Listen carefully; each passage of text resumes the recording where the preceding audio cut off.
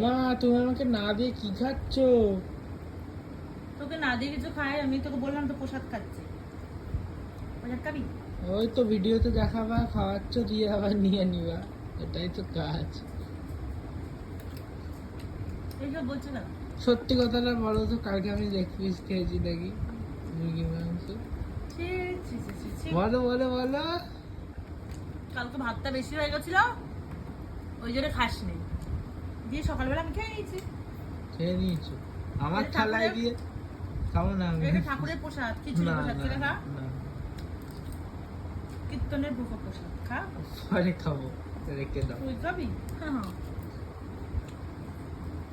Tasty হয়েছে ভালো। খাও। খা না, একবার নে। পরে দাও।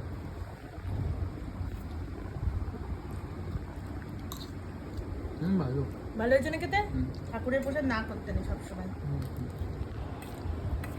ঠিক আছে।